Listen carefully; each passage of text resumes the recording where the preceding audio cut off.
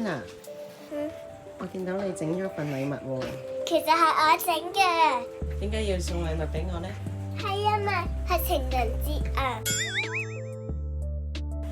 其實係母親節。母親節，唔好意思，我以為呢個係情人節嚟嘅。多謝你啊！唔使客氣。你好嘛？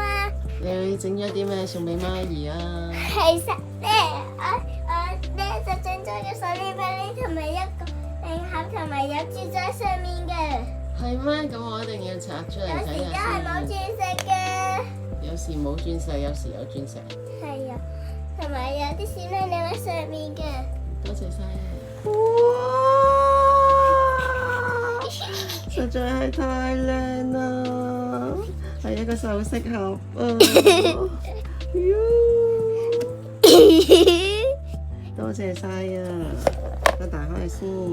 打開啊，係一個手鏈，係我自己穿嘅。真係嘅？係啊，嗱，戴落去。哇，靚到不得了啊！嗱，有封信俾你㗎。好啊，拆開嚟睇下。寫咗啲咩字啊？我唔識讀字㗎喎。咁你識寫唔識讀㗎？你睇下。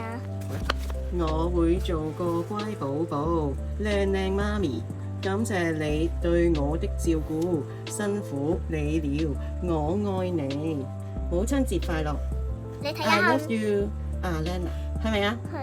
同埋一張咁靚嘅圖畫啊！我自己畫出嚟嘅。畫咗邊個喺度咧？我同埋你咯，彩虹嗰個就係你㗎啦。多謝晒啊！我好中意，仲有手鏈同埋飾物盒。咁你好好唔好整爛先？